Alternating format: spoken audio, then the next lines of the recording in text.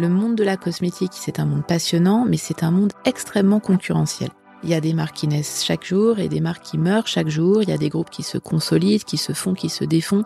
C'est une guerre sans merci, hein. Alors, il n'y a pas de mort, mais c'est vraiment une guerre. Pour moi, c'est vraiment cette aura qui nous permettra d'avoir une présence sur le terrain. L'action, c'est le pouvoir de changer les choses. On devrait avoir 57% de femmes dans les comités dirigeants. On est à 17%. On devient femme de pouvoir. Le pouvoir pour le pouvoir, c'est pas un but. C'est Madame la Présidente. Bonjour Delphine. Bonjour. Vous avez un parcours exclusivement dans l'industrie de la beauté et du luxe, avec une entrée dans le monde du travail chez Dior puis Estée Lauder comme chef de produit, avant d'entrer chez Coty comme responsable marketing stratégique, puis chez Sisley comme directrice marketing international skincare, puis directrice filiale France. Avant de revenir chez Coty comme VP, directrice de la division skincare, et enfin aujourd'hui vous êtes DG du groupe Snow depuis bientôt 1 an. Pour celles et ceux qui ne connaissent pas le groupe Snow, c'est le leader de la gestion de spa et distributeur des marques Les 5 Mondes, Deep Nature et Algotherm. Alors quel parcours ? Quand je vous ai demandé ce qui résonnait en vous dans ce podcast, vous m'avez parlé des jeunes filles qui vous écrivent pour vous demander comment on peut tout faire, de vos enfants et des devoirs, de votre conjoint et de la visibilité qu'ont les femmes aujourd'hui à la tête d'entreprise. Sujet que j'aborde peu et ce sera l'occasion. Vous êtes également la première que je reçois qui a fait un parcours exclusivement dans la beauté, univers très féminin où on retrouve surprenamment beaucoup d'hommes en direction. Et moi, ce qui m'intéressait aussi, ce serait de parler d'image de soi et de l'attention portée à celle qu'on nous renvoie. Alors, je suis ravie de vous accueillir et pour démarrer, j'aurais aimé connaître votre vision du pouvoir. Tout d'abord, merci de m'inviter sur votre plateau et de participer à ce podcast. Et vraiment une belle opportunité pour parler de ces sujets qui préoccupent effectivement beaucoup de jeunes femmes et de moins jeunes. Mais je suis particulièrement sollicitée sur LinkedIn par des personnes qui ont envie de faire carrière et de composer aussi avec leur vie personnelle. Voilà, le pouvoir au féminin, c'est un grand sujet. Je pense qu'effectivement, nous avons une façon d'exercer le pouvoir et de l'appréhender assez différente des hommes, puisque dès notre plus jeune âge, nous sommes un peu conditionnés, on va dire naturellement, par comment nous allons pouvoir intégrer un certain nombre de contraintes dans la gestion de ce pouvoir et transformer ces contraintes en opportunités, puisqu'en fait, c'est en cela qu'on arrive à s'épanouir en combinant à la fois sa vie personnelle et sa vie professionnelle. De quelles contraintes vous parlez ? Eh bien, de tout ce qui peut aller finalement à l'encontre d'une carrière, de la manière dont on va pouvoir bâtir un parcours professionnel. La première d'entre elles, évidemment, est celle de la maternité. C'est pourtant un moment unique et je pense que beaucoup d'hommes nous envient dans cette phase et donner la vie, c'est formidable. Mais c'est vrai que par rapport à une carrière professionnelle, on s'absente et donc cette absence crée forcément inévitablement un frein. Et donc, comment on va réussir à pouvoir profiter de ce moment unique, profiter aussi de la naissance d'un enfant, c'est finalement grandir et mettre cet apprentissage aussi au service de sa carrière professionnelle quand on rentre de congé maternité. Alors, le congé maternité, statistiquement, c'est le premier frein à la carrière des femmes aujourd'hui. Dans votre parcours, on ne la voit pas, la maternité, donc je ne sais pas où elle s'est trouvée au fil de votre parcours. Mais comment vous avez géré ça, du coup ? Alors, j'ai envie de vous dire que ça a été des choix un peu raisonnés. Dans le sens où je pense qu'il ne faut pas se mettre en situation de risque professionnel au même moment que l'envie d'avoir un enfant, dans la mesure du possible. Il ne faut pas forcément tout calculer quand on fait carrière, mais quand on peut anticiper un minimum les choses, ça me semble intelligent de ne pas se lancer dans une start-up ou prendre un poste de niveau DG et la même année avoir envie de faire un bébé. Voilà. Donc, en ce qui me concerne, c'est vrai que j'ai, par exemple, eu ma première fille dans mes dernières années de ma première vie chez Coty. Elle est née en 2005. J'ai quitté l'entreprise pour rejoindre Sisley en 2007. Donc, j'étais dans mon rythme de croisière, on va dire, dans mes postes à l'époque chez Coty. Mon fils, je l'ai eu en 2009. Donc là, pour le coup, il est arrivé quasiment au début de mon mandat chez Sisley, mais j'étais dans une entreprise familiale qui a été extrêmement bienveillante dans cette démarche. Donc ça aussi, ça compte, le choix de l'entreprise et le mindset des fondateurs et des propriétaires par rapport à la maternité, ça joue un énorme rôle dans le frein ou au contraire l'accélération éventuellement d'une carrière. Ce qu'il faut savoir aussi, que parfois certains employeurs profitent de cette absence pour vous reprendre sur un autre poste. Et des fois, c'est un accélérateur en soi. Et puis, ma dernière fille, donc qui a aujourd'hui 12 ans, que j'ai eue en 2012, eh bien, je l'ai eue pareil, en fin de parcours chez Sisley, là où je m'étais aussi mis en position de rythme de croisière avant de repartir sur des démarches plus entrepreneuriales et de repartir chez Coty. Mais après, comme vous le dites, alors ça s'est passé dans ce sens-là, mais je veux dire, moi j'ai eu des situations de copines qui sont tombées enceintes et en fait c'était le moment où il y avait une promotion dans l'entreprise et qu'elles ont eu finalement 1 an et demi après. À l'inverse, il y en a, comme vous dites, qui ont profité de leur départ et en fait il y en a qui m'ont dit plus jamais, je ne reprends plus jamais un poste alors que je reviens de congé maternité. Il y en a qui mettent 3 ou 4 ans à avoir des enfants, parce qu'en fait, Tout à fait. on peut pas tout calculer sur les enfants. Bien sûr.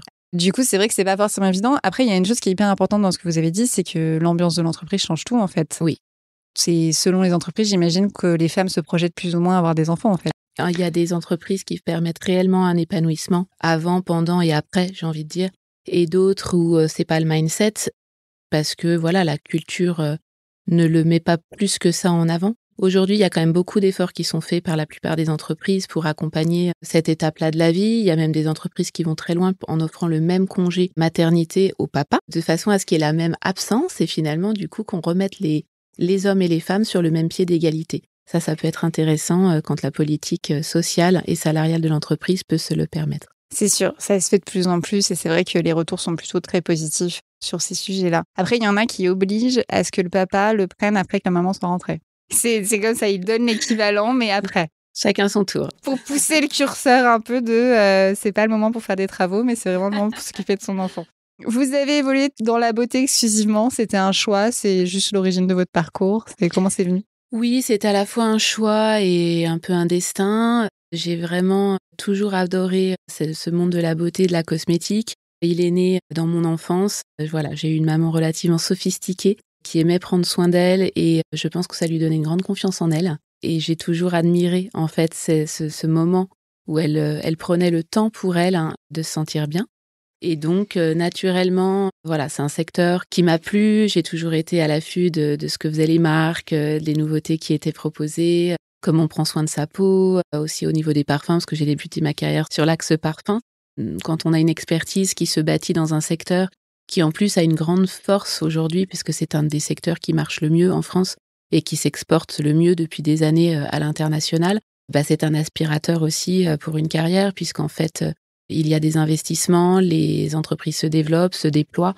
Et donc, en général, quand on est dans un secteur porteur qui a des marges tout à fait correctes par rapport à d'autres secteurs d'activité, on a plutôt tendance à avoir envie d'y rester. Et donc voilà, le parcours a fait que je n'ai fait que de la beauté. Quand vous êtes rentrée en monde du travail, vous aviez quelle ambition? L'ambition d'être autonome. Ma première ambition, ça a toujours été de m'assumer et d'être totalement indépendante financièrement. C'est mon éducation. Ensuite, évidemment, je pense que j'ai une personnalité qui fait que j'aime pouvoir avoir une capacité de décision assez forte. Donc, quand j'ai compris que pour avoir ce pouvoir de décision, il fallait grimper les échelons assez vite, c'est ce qui a été mon moteur. Voilà. C'est en cela que je me suis souvent mis dans des conditions de m'exposer, de prendre des risques, de montrer que j'étais capable de décider sur des projets, de porter des recommandations et de sortir de mon scope premier dans mon job pour montrer que j'avais envie de prendre plus en termes de responsabilité. C'est un peu ça qui est parfois déroutant aujourd'hui avec les populations que j'encadre, qui sont à la fois, certaines personnes sont très seniors et d'autres sont beaucoup plus jeunes. Il y a moins aujourd'hui dans les jeunes populations des personnes qui acceptent de sortir de leur scope sans rémunération supplémentaire, qui veulent donner plus juste pour montrer qu'elles veulent grandir dans l'entreprise. Et donc, c'est un challenge que j'essaye de défier. Et en même temps, vous l'expliquez comment? C'est un gros investissement de miser pour grandir tout en ne sachant pas s'il va y avoir un payback. Et donc, peut-être qu'aujourd'hui, il y a un rapport à l'équilibre vie pro, vie perso qui est plus présent que moi, mes débuts de carrière il y a 25 ans, où c'est vrai que j'ai fait des nocturnes jusqu'à 22 heures parce que je voulais faire un projet en plus, que j'avais de toute façon pas la capacité d'absorber en soi, mais ça m'intéressait par pure envie d'apprendre. Et aujourd'hui, peut-être que beaucoup de personnes sont pas prêtes à faire ce genre de sacrifice. Mais c'est pour moi, la beauté, ça a toujours été un métier passion. Donc j'ai une frontière très floue entre ce qui relève de mon travail et de ce qui relève d'un passe-temps, enfin, je veux dire, d'une passion, vous voyez, nourrie d'accomplissement. Pour moi, c'est un mélange assez... Et plus je grimpe, d'ailleurs, plus ce mélange est présent. La frontière entre vie pro, vie perso, elle est de plus en plus floue. Exactement. J'imagine, je le vois, le poste de direction, il va aussi avec plus d'autonomie, comme vous l'avez dit tout à l'heure, et donc une gestion de son emploi du temps plus libre, et donc plus de flou. Oui, et puis on s'autorise vraiment beaucoup de choses. C'est-à-dire que moi, aujourd'hui, évidemment, je dois piloter l'entreprise. Je dois donc piloter tout un certain nombre de talents sur quelles sont les orientations stratégiques, quel chemin on prend et pourquoi on ne prendrait pas plus celui-là que celui-là. Expliquer aussi les choix, c'est important de rassurer, de fédérer, de montrer la route. Mais c'est aussi important d'incarner l'entreprise vis-à-vis du monde extérieur, d'avoir une certaine aura dans la sphère professionnelle pour séduire de nouveaux partenaires. Et donc, en fait, quand on est tout en haut, il faut aussi pouvoir s'auto-nourrir de ce qu'il y a de nouveau. Vous voyez, je reviens de Vivatech, j'y étais hier, j'y serai demain. Personne va venir m'apporter les innovations sur la table. C'est moi qui dois aller chercher et m'intéresser à l'IA, à tout ce qu'on peut instrumentaliser dans l'entreprise au service d'une meilleure performance, sans renier sur l'humain. Et tous ces sujets, en fait, c'est moi qui dois aller les chercher. Vous n'avez pas de directeur stratégique ou de personne direction de l'innovation? Enfin, il n'y a personne chez vous qui est en charge de développer les innovations? Alors, chez Snow Group, non, parce qu'en fait, on est une petite ETI. Donc, c'est vrai que c'est des postes que vous retrouvez plutôt dans des grands groupes. Chez Coty, par exemple, effectivement, il y a des personnes qui sont en charge d'un planning stratégique. Alors oui, chez Snow Group, on a des personnes en charge de l'innovation produit dans les équipes de recherche, ça c'est très important. Mais non, c'est vous en tant qu'entrepreneur qui donnez le là de ce qu'il y a de bon pour votre entreprise ou pas. Quel est le curseur qu'on met entre justement robotiser certaines facettes de la finance et garder de l'humain au sein de nos spas, parce que voilà, c'est ainsi. Et justement, un client en spa va venir chercher de l'humain et un recentrage sur soi qui passe par beaucoup d'humanité et d'émotion. Donc, en tout cas, en ce qui me concerne, je pense que c'est à moi d'aller détecter les enjeux de demain et savoir bien positionner l'entreprise. C'est une nouvelle compétence, ça, que vous développez du coup? Ça vient aussi du fait d'avoir un bon réseau. Parce qu'évidemment, un de mes jobs, qui paraît ne pas en être un, mais qui est fondamental, c'est de se construire un réseau, à la fois avec des pairs, à la fois avec... je suis aujourd'hui dans une phase de découverte d'un autre monde, parce que moi, je viens du retail. J'ai travaillé 25 ans, effectivement, dans la beauté, mais qui était distribuée dans des parfumeries sélectives ou sur du online. Aujourd'hui, je bascule dans un monde, celui de l'hospitalité, qui est à la fois distribué en hôtel, en resort de vacances, et aussi online. Pour moi, c'est vraiment très intéressant de voir à quel point les codes du retail sont différents des codes de l'hospitalité. Le comportement des acteurs est différent, une négo se passe différemment, la manière dont on va penser long terme, parler des chiffres est différente.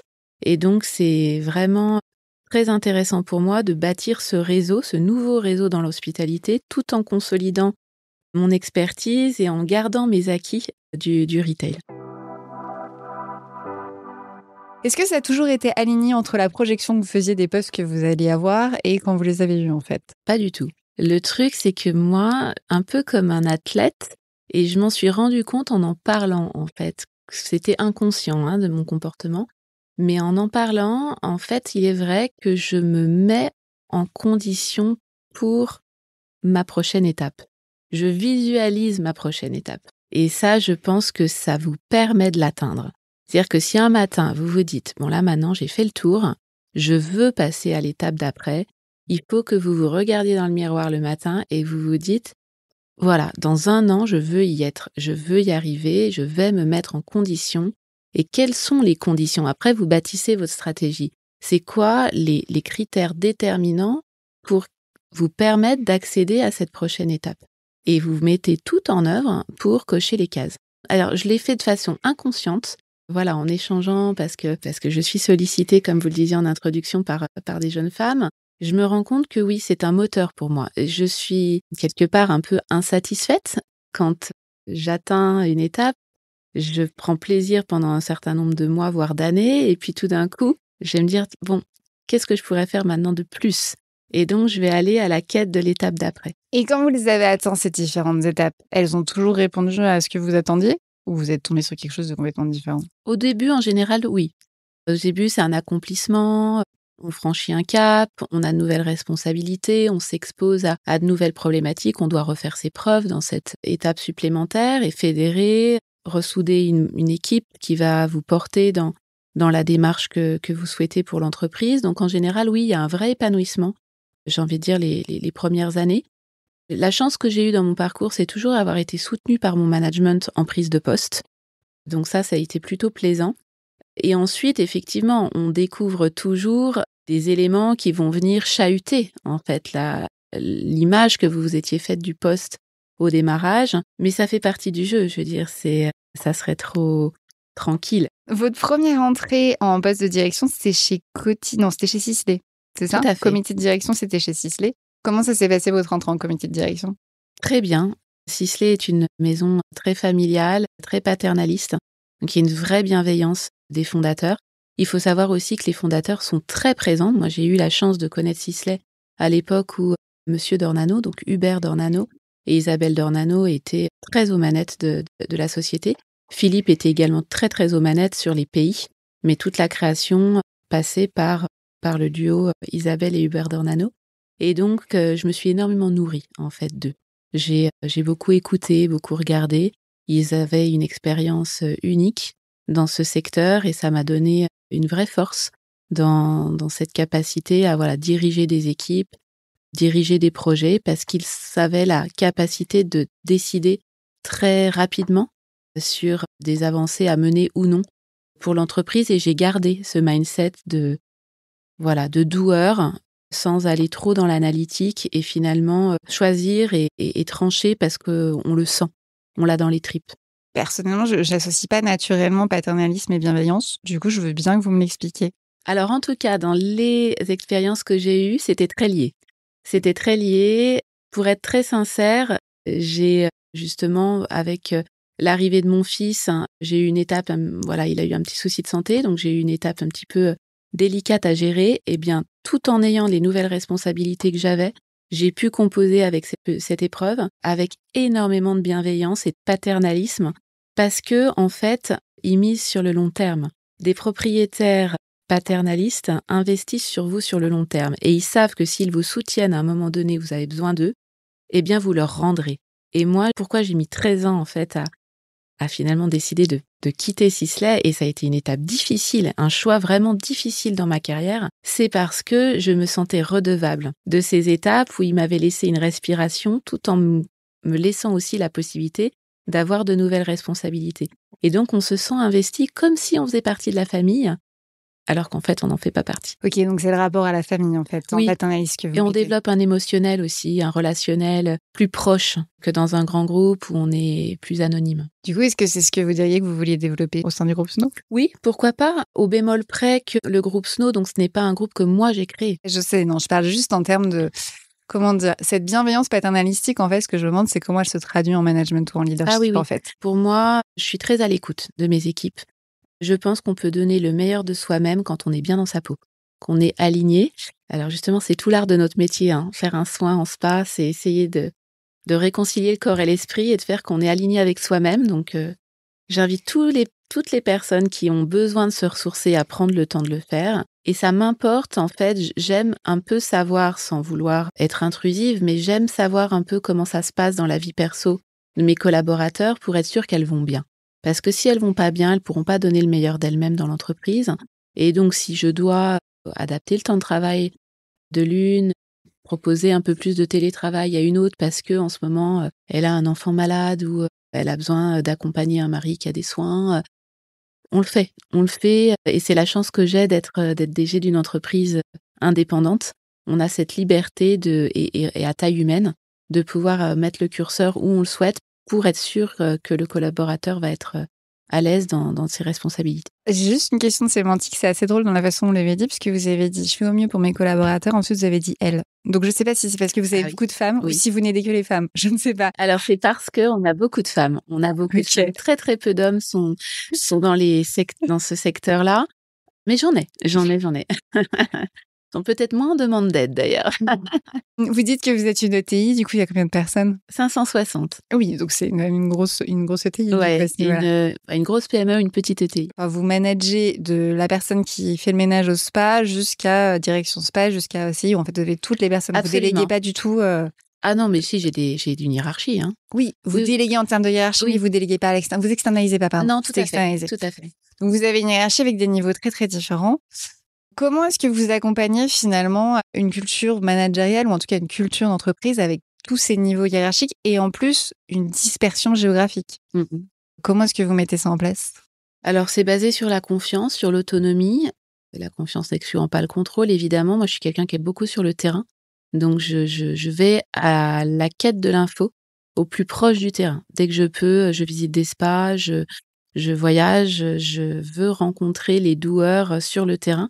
Donc ça donne une certaine matière, on va dire, et énormément d'informations qui permet de détecter des sujets, des nœuds, comme j'aime bien les nommer. Et donc, quelles sont les solutions pour dénouer ces nœuds et faire progresser l'entreprise. Mais évidemment, c'est avant tout être capable d'être en maîtrise de son sujet, de bien cerner les points de tension et comment on les adresse. Surtout donner de la confiance et de l'autonomie. Parce que plus vous donnez de la confiance, plus les interlocuteurs de vos équipes vont vous livrer leurs difficultés sans avoir la crainte d'être challengés, de mettre en risque leur poste. Aujourd'hui, c'est ça qui est un enjeu, c'est que beaucoup de personnes, si elles se sentent en danger dans leur poste, vont pas avoir forcément envie de vous confier leurs problématiques. Et c'est donc comment on les met dans un climat de bienveillance pour leur dire mais c'est des problématiques d'entreprise, tu ne dois pas les porter toute seule, expose-les et par contre viens avec des solutions. Et on décide ensemble lesquelles on applique. Non, mais du coup, je comprends complètement parce qu'il y a des questions d'avenir du travail, notamment en vue de toutes les innovations qui existent aujourd'hui, c'est ça qui pose question.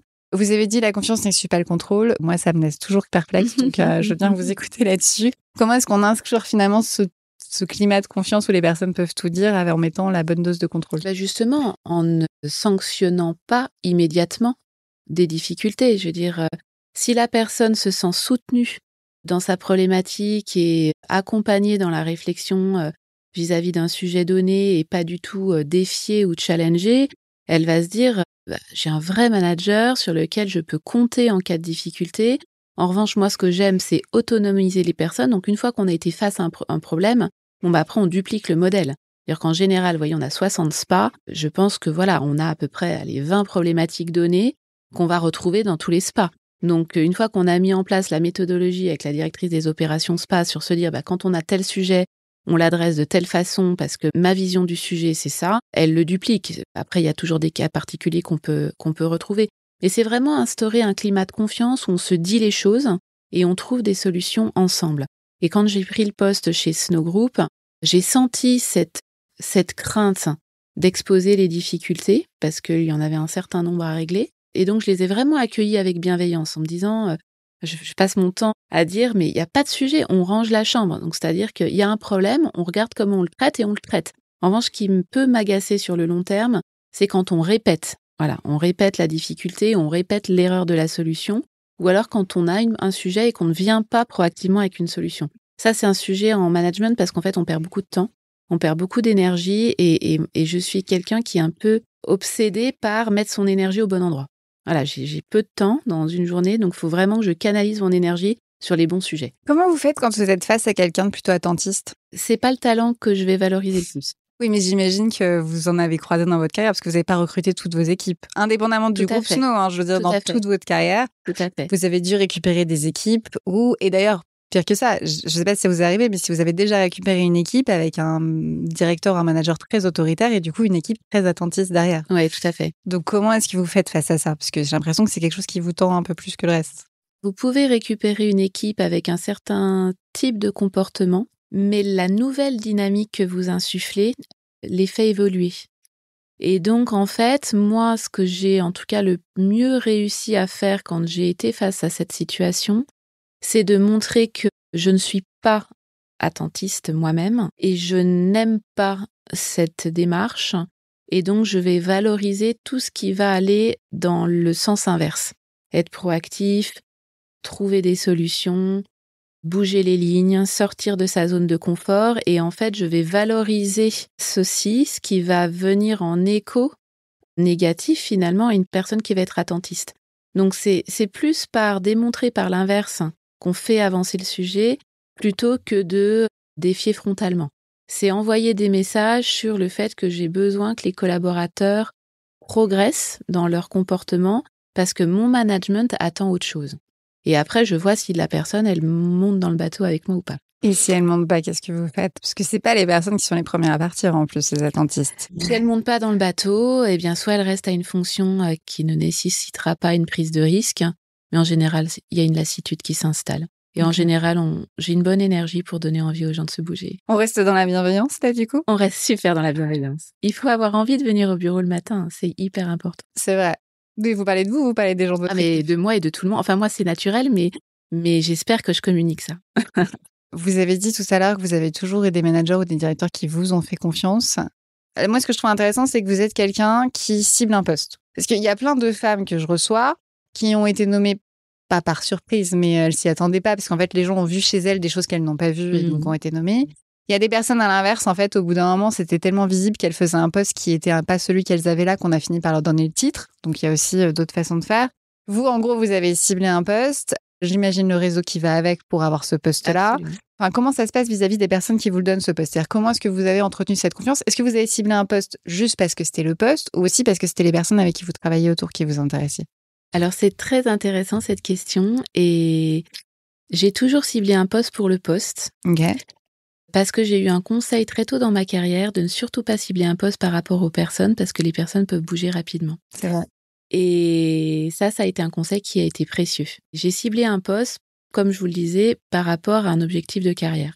Donc, je vous avoue que j'ai même choisi des postes où je me disais, ça va être un challenge de plaire à ce manager.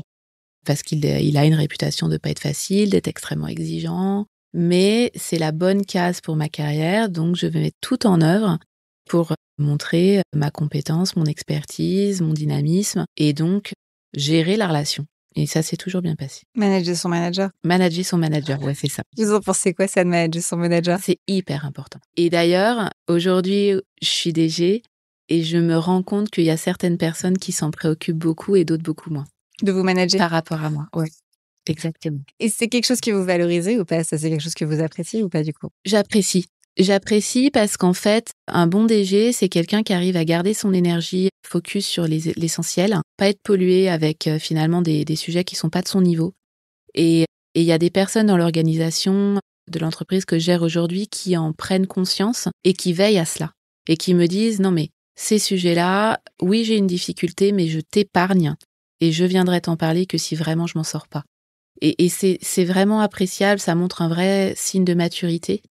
Et puis, quelque part, ça me donne confiance dans la capacité à assumer le rôle, par exemple, des membres de mon COMEX. Oui, parce que du coup, c'est des personnes qui aussi créent la confiance, parce que vous savez quand même qu'ils vous solliciteront si vraiment il y a un souci. Absolument. Voilà, c'est le pacte, en fait. C'est de se dire, tu gères, mais je suis là. Et s'il y a un nœud où tu t'en sors pas, vaut mieux qu'on le sache et qu'on le gère ensemble plutôt que ça devienne un truc complètement inextricable. Mais en revanche, y aller d'abord en frontline, attaquer la difficulté, que ce soit une négo, que ce soit une relation à gérer dans les équipes. Parce que Snow Group, c'est une entreprise assez passionnante et un secteur d'ailleurs passionnant parce qu'on a beaucoup d'émotionnel à traiter. L'émotionnel dans les équipes, c'est des personnes qui font du bien aux gens. Et donc, ça leur importe énormément. Mais évidemment, par ricochet, elles s'appliquent à elles-mêmes ces sujets-là. Et donc, elles sont dans l'émotion, elles ont besoin d'être bien elles-mêmes, alors qu'on est en train de faire du business. Donc, ça rime pas toujours bien ensemble. Et faire du business, ça veut dire faire de la performance, ça veut dire traiter des KPI, ça veut dire faire des négos avec des groupes hôteliers, des resorts dans lesquels on est. Et des fois, ça peut être tendu. Donc, c'est, voilà, comment on pilote tout ça chez Snow. C'est des sujets assez intéressants. Et comment vous faites alors, du coup? Eh bien, je recrute des gens qui ont cette dynamique et qui ont l'expérience pour le faire. Vous parliez justement de déléguer quand je vous ai parlé des différentes strates. Et puis, vous avez dit justement de sortir des problèmes plus terrain. À la fois être sur le terrain pour savoir ce qui se passe très bien, mais de ne pas gérer le quotidien qui ne vous appartient pas aujourd'hui pour vous focaliser plutôt sur des choses plus stratégiques. Comment ça s'est passé pour vous, cette montée d'échelon, entre guillemets? C'est-à-dire que vous êtes passé de responsable marketing, directrice filiale, aujourd'hui CEO. À chaque niveau, on perd un peu terrain et on monte un peu en stratégie. À chaque niveau, on délègue un peu plus. À chaque niveau aussi, on perd. Alors, vous avez un côté passion de la beauté, mais on perd le côté quand vous gériez la fragrance, etc. Comment ça s'est passé pour vous, finalement, cette espèce de lâcher prise de chaque niveau et cette montée en stratégie? Alors, ça s'est passé assez naturellement parce que je pense que je n'ai pas changé de secteur. Ok. Donc ça a été c'est une force, en vrai. Parce que aujourd'hui, je maîtrise vraiment toute la chaîne de valeur. Et du coup, ça me rend très légitime dans les échanges que j'ai avec les équipes parce que je sais ce qu'elles vivent. J'ai fait leur job. Et parfois, même, vous voyez, sur des sujets un peu sensibles où la personne veut tellement bien faire qu'elle va me justifier par A plus B le pourquoi elle en est arrivée là de cette décision qui était peut-être pas la bonne, je vais lui couper la parole et lui dire « Mais perds pas ton énergie à m'expliquer ça, je sais, j'ai fait ton job, je sais par quoi tu passes. Donc par contre, c'est quoi la solution, etc. etc. » Donc c'est vrai que ça aide d'avoir cette prise vraiment du bas de l'échelle jusqu'à un poste de DG, parce que je comprends aussi les enjeux politiques entre services. D'ailleurs, c'est assez intéressant quand on arrive DG de voir aussi les jeux de pouvoir qui se créent entre les services, là où vous étiez dans cette cour de là avant. Et on se dit, mais quelle énergie perdue à ça, alors qu'en fait, il faut aller sur le business, quoi. Ça me nourrit. En fait, le fait d'avoir fait cette carrière dans ce même secteur et d'avoir petit à petit lâché, parce que ça se fait progressivement. Et puis, on dit lâcher, mais c'est aussi très en relation avec la taille de l'entreprise. Parce qu'aujourd'hui, vous seriez étonnés, mais je dois faire des choses que j'avais lâchées chez Coty. Oui, j'imagine. Mais quand on est dans une petite ETI, on se remet finalement à faire des sujets parce qu'on a un côté plus entrepreneur. Et comme quand on a une start-up, alors j'ai jamais géré de start-up, mais on va à la fois chercher ses plis à la poste et puis on développe sa relation avec sa levée de fonds et sa banque, quoi. Comment est-ce que vous gérez ça, le rapport des relations de pouvoir et le côté business? Parce que, alors je précise ma question, vous avez donc animé des comités de direction depuis un petit moment, puisque vous l'aviez faisiez déjà chez Coty. Et en fait, vous l'avez dit, à un certain niveau, on voit qu'il y a des jeux de pouvoir. Et vu tout ce que vous me dites sur où mettre mon énergie, j'imagine que votre énergie, vous n'avez pas que ça à faire que de la mettre sur des jeux de pouvoir. Cependant, ils existent. Comment est-ce que vous gérez ça? Comment vous avez géré ça au sein d'un comité de direction pour bien recentraliser et sortir de guéguerres internes qui polluent beaucoup en vrai? C'est vraiment le rôle du DG. Là, vous touchez pour moi au point central d'un rôle de DG. C'est tout d'abord définir la mission, être très clair sur la mission, où est-ce qu'on veut aller, très clair sur les objectifs à court et moyen terme, parce que c'est important de cadencer une direction aussi. On attend d'une entreprise qu'elle soit là à horizon 6 mois, à horizon 1 an, à horizon 2 ans. Ça permet de tracer la stratégie avec évidemment différents enjeux et axes forts à prioriser et donc d'expliquer à chaque membre du COMEX, chaque patron de service, quel est son rôle dans cette picture globale. Et moi, vraiment, la mission qui m'incombe, c'est d'expliquer à chacun qu'ils sont une pièce du puzzle, mais que le puzzle, il va être beau et il va pouvoir avoir sa pleine aura que si tout le monde travaille avec la même cadence pour s'imbriquer correctement. Et cette image du puzzle, je la cite quasiment à chaque fois, c'est que si quelqu'un fait parfaitement son morceau, mais totalement décorrélé, démembré de l'autre, c'est mort. Ça ne peut pas fonctionner. Il faut non seulement que ça soit bien au sein de son service, mais que ça marche en symbiose avec le service d'à côté. Donc les guerres de pouvoir, c'est la vie de l'entreprise. On va pas refaire le monde. C'est comme ça, c'est la nature humaine. Il y a toujours eu des luttes de territoire depuis que l'histoire existe. Donc, il y en aura toujours. Mais c'est à un moment donné dire, les gars, le puzzle, il est défini ainsi. On peut toujours se dire qu'il y aurait un bout de plus à mettre d'un côté ou de l'autre. Mais surtout, comment ça s'imbrique à la perfection pour aller de l'avant et faire qu'on a une bonne aura, parce que le monde de la cosmétique, c'est un monde passionnant, mais c'est un monde extrêmement concurrentiel. Il y a des marques qui naissent chaque jour et des marques qui meurent chaque jour. Il y a des groupes qui se consolident, qui se font, qui se défont. C'est une guerre sans merci, hein. Alors, il n'y a pas de mort, mais c'est vraiment une guerre. Et donc, pour moi, c'est vraiment cette aura qui nous permettra d'avoir une présence sur le terrain et d'occuper le terrain par rapport à d'autres acteurs qui vont peut-être être plus déstructurés que nous, plus désorganisés que nous, qui auront peut-être plus de moyens, mais ils n'auront pas cette force de frappe à l'unisson, et donc ils vont finalement être moins puissants que nous, qui avons moins de moyens, mais qui faisons corps. Donc ça, c'est vraiment ce que je veux chaque matin insuffler aux équipes. Faire corps. Faire corps. Du coup, vous êtes partisane de... On n'est pas obligé de s'entendre pour travailler ensemble, j'imagine, quand je vous en écoute, ou pas du tout? Quand vous dites, voilà, on se met tous direction le business, les guerres de pouvoir auxquelles elles existent, mais on passe outre. Mais les guerres de pouvoir, elles existent pour plein de raisons. Elles existent parce qu'il y a des protections de précarés qui n'ont pas vraiment d'intérêt. Elles existent parce qu'il y a des affinités qui se font pas, il y a des guerres d'ego, entre guillemets. Elles existent parce qu'il y a des guerres de poste. Elles existent parce qu'on a une vision différente des choses, parfois des valeurs différentes. Donc, il y a plein de raisons qui font que... Et à un moment, dans le business, soit on se rejoint sur un point en disant, bah voilà, on veut faire corps, on va battre tel concurrent, on va se positionner sur tel marché. Soit on se rejoint aussi parce qu'on s'entend bien, en fait, très bêtement. Et donc, quand c'est les deux, tant mieux. C'est pas tout le temps le cas. C'est pas parce qu'on n'a pas, on va dire, des affinités personnelles qu'on ne peut pas travailler bien ensemble dans le business. Il faut juste avoir beaucoup de maturité pour passer outre. Et ça, c'est important. Les membres du COMEX doivent avoir cette maturité-là pour entraîner leurs équipes. Après, évidemment, on décuple l'efficacité et la performance quand en plus ça se passe bien et qu'il y a une accointance, on va dire, naturelle. Et ça, je pense que c'est important aussi pour un DG d'avoir une bonne analyse de ces sujets parce que trop de copinage ou d'affinité naturelle, c'est pas forcément bon non plus. Et je pense qu'il faut avoir un peu de tension. C'est moteur la tension. Donc en fait, c'est une tension bienveillante, mais il faut qu'il y en ait. Parce que sinon, on n'arrive pas à créer une dynamique pour aller de l'avant suffisamment efficace. Donc c'est un panache. Mais c'est vrai qu'il faut composer avec des personnalités extrêmement variées. Vous parlez d'une certaine façon, pas directement, mais beaucoup d'émotions. Alors, dans le sens par rapport à votre métier d'aujourd'hui, où il y a beaucoup d'émotions, parce qu'en fait, dans l'hospitalité, le spa, c'est le soin. Vous avez parlé tout à l'heure d'intuition et que ça vienne de votre trip. En soi, c'est une émotion en tant que telle. Vous parlez de vraiment centraliser son énergie, puis vous parlez de votre passion aussi pour le cosmétique, qui est une émotion en tant que telle. Et à côté de ça, vous êtes extrêmement cartésienne, orientée business, vous parlez beaucoup chiffres, ce qui est très bien, c'est aussi pour ça que je fais ce podcast.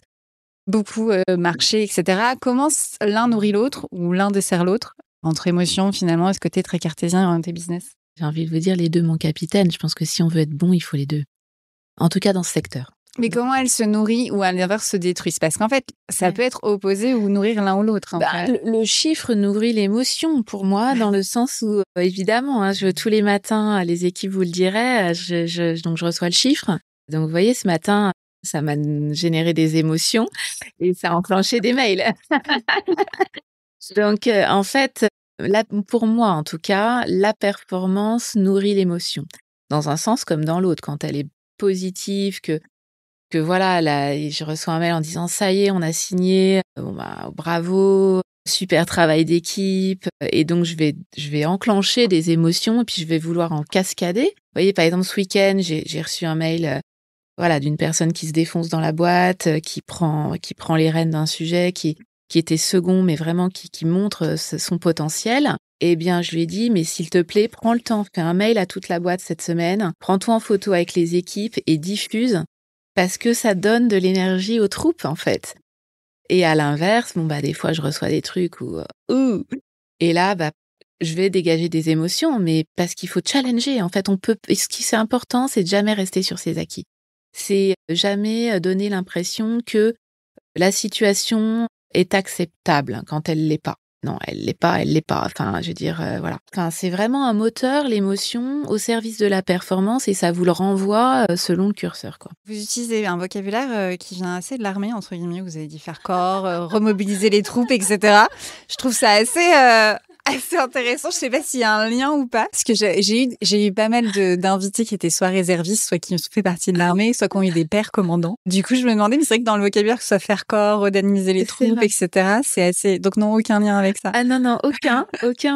Mais c'est peut-être parce que, on est un secteur en ce moment, le marché est compliqué. Vraiment, en 25 ans de carrière, j'ai rarement été dans un écosystème aussi complexe. Les rapports à l'exportation d'un côté, la crise de l'autre, la remise en question même du luxe en Asie, fait qu'on a rarement été dans un écosystème aussi complexe. Et du coup, oui, j'ai un peu ce sentiment au quotidien que on est un peu en guerre avec un système et qu'il faut batailler et garder ses positions et aller de l'avant. Mais aucun rapport avec mon parcours ou mon entourage. Après, ça se tient en termes de leadership d'utiliser ce genre de vocabulaire. Puisque l'armée, c'est quand même, ils sont très très bons sur tout ce qui est transformation, aller, focaliser. Enfin, c'est plutôt cohérent. Oui, alors marché complexe, en effet, pour tout le monde. Après, j'imagine de tout ce que vous dites aussi pour les cosmétiques. Qu'est-ce que ça impulse? Parce que dans un marché complexe ou volatile, en tout cas, tel qu'il l'est aujourd'hui, on fait face à encore plus de changements du coup externes et comment ça impacte l'interne ou comment finalement ça vous mobilisez l'interne. Est-ce qu'on est plutôt on reste sur nos positions et on s'appuie sur ce qui est fort? Est-ce qu'on est plutôt on va dans une transformation plus grande pour faire la différence? Comment est-ce que vous voyez ça, vous? Pour moi, il faut vraiment avoir beaucoup d'agilité au contraire et toujours être en mouvement. Dans mon parcours, j'ai eu beaucoup cette notion de s'adapter à l'évolution du business et être agile comme de l'eau. C'est vrai, en fait, faut être agile comme de l'eau. Et ça, c'est un sujet. Quand on arrive dans une entreprise, il y a beaucoup de résistance au changement. Et curieusement, c'est transgénérationnel. C'est-à-dire que il peut y avoir des personnes assez seniors qui vont être très agiles et qui vont accompagner le changement avec beaucoup d'optimisme.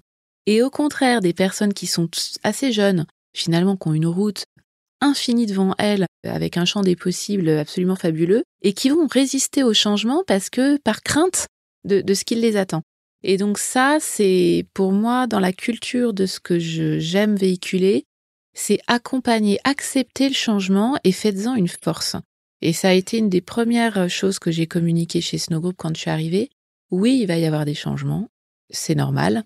En plus, je suis là pour ça, puisque la feuille de route qui m'a vraiment été donnée, c'est fédérer, rassembler, réunir ces deux métiers qui sont à la fois l'exploitation des spas d'un côté et l'innovation, la distribution des marques de cosmétiques de l'autre. Faisons une force de cette pluralité et au contraire, essayons d'éviter d'être résistants au changement parce qu'en fait, il doit se faire et ça ralentit juste la vitesse à laquelle on le fait. Pour moi, l'enjeu aujourd'hui, c'est de rester agile tout en ne perdant pas ses valeurs et la mission pour laquelle l'entreprise elle est faite. Vous voyez, quand moi j'ai assisté, alors j'étais en période de non-concurrence l'été dernier, et donc j'ai regardé ça plutôt en tant qu'observateur. L'Asie se crispait, tous les grands groupes ont coupé les médias en Asie pour les remettre aux États-Unis. 6 mois plus tard, les États-Unis avaient d'autres enjeux et d'autres challenges, et donc on s'est dit, mince, c'est peut-être pas forcément aux États-Unis qu'il faut investir énormément en médias. On va les remettre en Asie. Entre-temps, en fait, on a déçu, on a dérouté aussi des partenaires clés avec lesquels on avait bâti des choses sur le long terme. Donc, faut pas se perdre en route. Et oui, une certaine constance, c'est important parce que finalement, vous avez créé des liens avec des partenaires historiques et ça peut vraiment apparaître un peu comme une trahison. Donc, c'est rester agile tout en conservant quand même sa feuille de route et savoir où on va sur le long terme pour pas perdre les troupes, en fait. Les fameuses troupes. Je vais revenir sur un sujet dont on avait parlé au tout début, qui est que vous avez de plus en plus de femmes qui vous écrivent apparemment sur LinkedIn pour savoir comment finalement on gère une carrière qui amène à la vôtre et qui fait beaucoup écho notamment à la famille aussi. Donc qu'est-ce que vous répondez à ces jeunes filles en fait ? Déjà, je les remercie parce que beaucoup me disent que j'ai un parcours inspirant et je pense que c'est une vraie récompense émotionnelle que d'entendre ça parce que c'est gratifiant. Donc, je les remercie de leurs questions et surtout, alors, je leur dis qu'il ne faut renoncer à rien. Moi, en fait, je n'ai jamais choisi parce que choisir, c'est renoncer. Donc, j'essaye de faire au mieux possible tout ce qu'il me plaît d'accomplir. Est-ce qu'on est un peu conditionné en tant que femme à dire « Ah mais non, mais tu dois choisir entre ta carrière ou ta vie de famille ». Non, aujourd'hui, il y a plein de technologies. On est dans un monde hyper moderne. On a la chance d'être dans un pays où la liberté est quand même XXL. Et donc, on n'est pas obligé de choisir. On peut vraiment aujourd'hui composer sa vie de famille avec son travail. C'est un non-sujet en fait. Moi, comment ça s'est passé ? C'est vrai que comme on l'a dit précédemment, j'ai essayé quand même de calibrer le niveau de responsabilité que j'avais versus l'âge de mes enfants. On est plus sollicité familialement quand les enfants sont petits. En tout cas, ça me paraît être assez naturel. Et puis, c'est se donner des chances pour la suite. Je explique souvent à ces jeunes femmes que si elles sont disponibles pour leurs jeunes enfants, elles vont leur donner cette fameuse confiance en eux qui est indispensable en début de vie. Il faut être là pour les premiers moments de vie, il faut être là pour les premières années, pour les étapes clés, d'apprendre à marcher, de partager les premiers repas, parce que ça leur donne confiance en eux et après, ils sont plus armés pour aller d'eux-mêmes vers de l'autonomie. Alors que si on loupe ces premières étapes, eh bien, à l'adolescence, on va avoir des fragilités et donc ça va pénaliser la carrière parce que on va avoir cette préoccupation mentale de se dire « Oh là là, mon ado, est-ce que je fais bien d'être au bureau sachant qu'il aurait besoin de moi parce qu'en 6e, c'est difficile les maths, que sais-je ?» Donc, c'est vraiment aussi pas mal d'intuition par rapport à la personnalité que vous avez liée à vos enfants, liée à votre conjoint, liée à votre boss dans l'entreprise. de naviguer avec tout ça et de savoir être présent au bon moment pour les bonnes personnes. Après, il y a une question aussi des enfants que vous avez, j'imagine. Absolument. Absolument. Parce que là, le plus jeune a 12 ans, donc j'imagine que les autres sont passés l'adolescence. Voilà, bientôt 20, 16 et bientôt 13 ans. Auquel l'adolescence, du coup, aussi, parce que le petit, ça peut être compliqué, l'adolescence, ça peut être compliqué. Enfin, il y a plein de raisons qui font que. Après, j'imagine que vous êtes bien entouré aussi. En vrai, pas tant que ça. Ok. En vrai, pas tant que ça. Et je suis enfant unique. Et j'ai ma famille qui est très, très peu présente parce que focus sur d'autres difficultés. Mais je suis très organisée. C'est pour ça aussi peut-être ce côté militaire dont vous parlez. On me l'a déjà dit, que j'étais militairement bien organisée. Et donc ça, c'est marrant. Ok, ça marche. Je vais revenir à un point aussi que vous avez abordé au tout début, au vu de tout ce qu'on a dit, sur le fait qu'il y a des contraintes liées aux femmes dans le management. Alors, je vous avais demandé quelles contraintes, mais concrètement, au vu de votre carrière, au vu de votre rapport familial, parce qu'on a parlé de la maternité, est-ce qu'il y a d'autres contraintes que vous voyez, vous, en tant que femme, en se disant, en fait, tout à l'heure, en aparté, vous me disiez, finalement, en tant que femme, on se pose plein de questions quand on arrive à un poste, les hommes s'en posent pas autant. La maternité est un sujet, mais est-ce qu'il y a d'autres sujets que celui-là ? Ah bah oui, il y a plein d'autres sujets. Il y a aussi le rôle qu'on a vis-à-vis de ses propres parents. Voilà, moi j'ai eu 15 ans maman avec une grosse maladie. Donc on est aussi dans ce rôle-là, comment on aide ses parents, en l'occurrence mon père était donc l'aidant, à tenir. On aide aussi ses amis. On a une sphère amicale clé cruciale parce que quand on aura un coup dur, j'espère bien que je pourrai appeler un certain nombre de copains et de copines qui viendront m'aider. Et donc, c'est aussi pendant notre vie pro et perso qu'on doit être disponible pour écouter les coups durs des copines. Et ça, c'est pour moi fondamental. On a un conjoint, on est soi-même. Donc, en fait, je vieillis comme tout le monde et on est dans un monde où le paraître a son importance. Donc, comment on garde une bonne santé, une bonne perception de soi, un good looking. Donc, c'est toutes ces contraintes. Et c'est vrai qu'en tant que femme, je pense qu'on est conditionné inconsciemment à composer dès le départ avec tout ça. Là où j'ai la sensation, alors je suis pas dans le cerveau d'un homme, mais j'ai la sensation qu'il se pose moins de questions. Vous voyez, le matin, par exemple, je reste jamais au travail sans me maquiller. Bon, c'est forcément déjà un quart d'heure que je prends en plus. Enfin, comparé à un homme, alors il y en a de plus en plus qui prennent soin d'eux, tant mieux, qui parfois se maquillent. En Asie, il y a énormément d'hommes qui se maquillent, mais en Europe, c'est très peu fréquent. Après, les hommes ont aussi des parents qui sont malades, ils ont aussi des amis, ils ont aussi une femme, ou pas ? Enfin, j'ai l'impression qu'ils... les hommes qui font carrière, parce qu'il y en a plein qui ne veulent pas faire carrière, qu'on peut peut-être passer ça en priorité moins conditionnée au reste. C'est la sensation que ça me donne, mais voilà. Ok. Justement, par rapport à l'image, vous avez dit, il y a l'image de soi aussi. Alors, dans les cosmétiques, j'imagine qu'elle est très forte, mais de façon générale, quand on arrive à un poste de direction pour une femme, c'est un sujet. Que ce soit les vêtements, le maquillage, le style, même la grossophobie, on n'en parle pas, mais en vrai, ça fait partie. Si on regarde les comités de direction et les femmes en comité de direction, il y a quand même le sujet qui existe, sans parler d'autres sujets. Vous qui êtes dans les cosmétiques, c'est quoi ce rapport à l'image que vous avez et une image à la fois qu'on vous êtes vous-même et que vous donnez et qu'en quoi elle est importante en fait dans sa prise de poste ? Elle est importante parce que déjà vous incarnez l'entreprise, donc c'est vrai que vous avez besoin de paraître dynamique, en bonne santé, avec une bonne énergie, avec une perception saine en fait que vous allez donner et renvoyer aux autres. Après, honnêtement, je pense qu'il y a quand même une vraie évolution sur tout ça aujourd'hui. Okay. Au terme vestimentaire, on accepte énormément de looks selon les secteurs. On va même peut-être paraître plus bankable parce que on va se permettre des excentricités. En tout cas, dans le secteur dans lequel j'évolue, il y a beaucoup de choses qui sont admises aujourd'hui qui ne l'étaient peut-être pas il y a 30 ans. À la fois côté homme et côté femme, parce que il y a 30 ou 40 ans, on voyait jamais quelqu'un sans cravate, sans ceinture. Là, aujourd'hui, les hommes sont super décontractés, même en comex, devant des boards, etc. Ça fait même plus moderne, et voilà. Donc, et sur la grossophobie, je vous rejoins pas, parce que, j'ai l'impression, en tout cas, avec toute la démocratisation, justement, de l'inclusion, on est comme on est, il faut s'assumer. Il y a des personnes, elles ont un métabolisme X ou Y, et voilà. Je veux dire, on est aussi à des fonctions où le stress est bien présent.